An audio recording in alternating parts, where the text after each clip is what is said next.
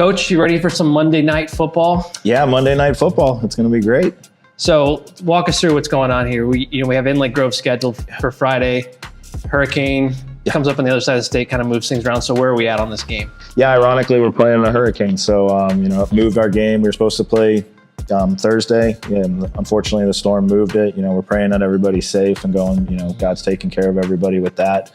But yeah, it did kind of mess up the football schedule a little bit. So we will be playing Monday at 6 at Inlet. So district game, our first district game. It's a big time game for us. We're excited about it.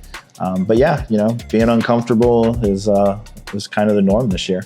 So you mentioned this is a district game, and it's really a unique situation because Inlet has already beaten Somerset. So for them, this is the district championship game. For us, This is almost a play-in. So how do you navigate those two different mentalities between the two programs? Yeah, for us, they're both district opponents. So really and truly, that's our number one goal when we came in this year. We said the only thing that matters is winning district. That's goal number one from day one. And we don't care who the opponent is. We don't care their record or anything. It's a district football game, right? So the level of competition is going to be up. I believe both teams are great teams, and they have a lot of playmakers on both sides. So it's going to be definitely a competitive game. And the implications are, trying to win that district championship. So, just maintaining on that. We understand the mission at hand that we need to go take care of business on Monday. And then that just rolls in. We don't have our eyes past that. It's Monday night and nothing else matters.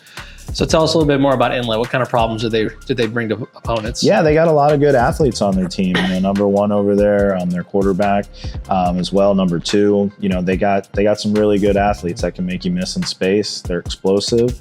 They're very fast. So I think, they got a lot of athletes that if you let them get in space, they're going to make things happen. So for us, it's just going to come back down to fundamentals and playing our style of football, great defense and being explosive on offense, running the football.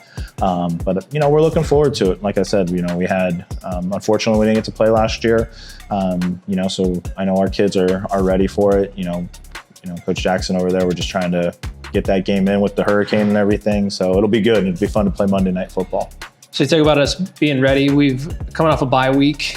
What has that bye week been like? What have you seen from the guys? Yeah, bye weeks are great just to kind of recollect, where we're at. We can sit back, evaluate it as a program and say, hey, what are we doing really great? Let's keep doing those things. And what haven't we done so well? Let's fix those.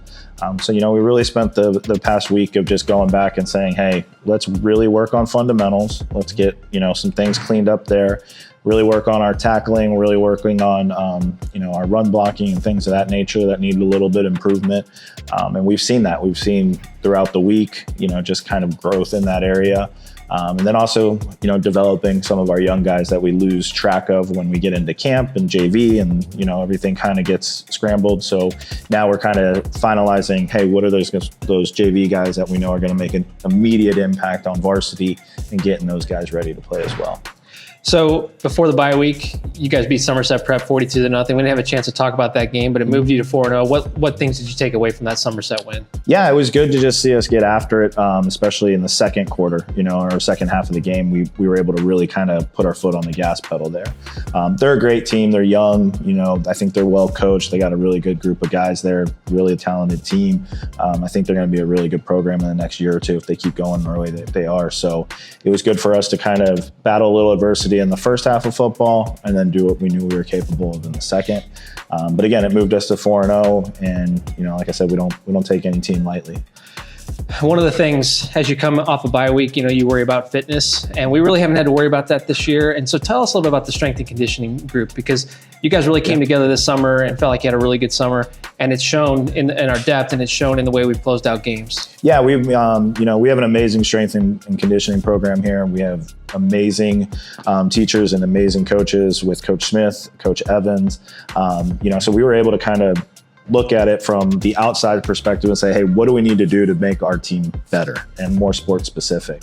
So we kind of blew it all up. We sat down at the table and we made it work. And, this summer was an amazing turnout. We had, we averaged about 50 guys turning out almost every single day.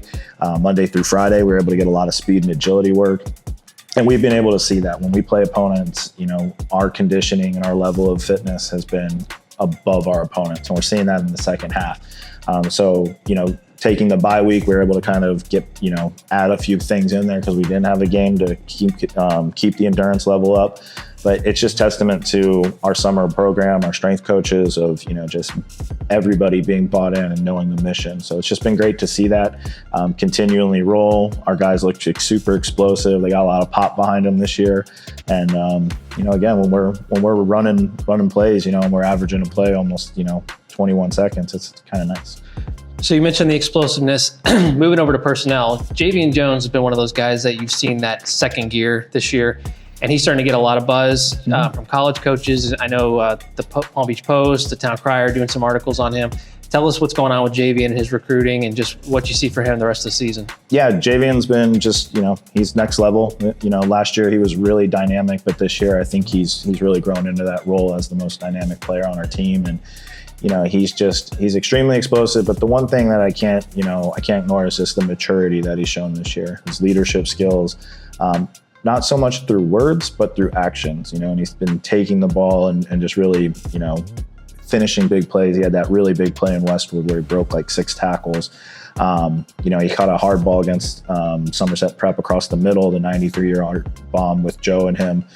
So you're just seeing his capabilities, and not to mention on defense, he's averaging an interception a game. He's also averaging about 4 pass breakups per game and 3 tackles for losses. So playing corner and getting tackles for losses is another big thing for us. But yeah, he's got a lot of buzz around him. Colleges are starting to see him.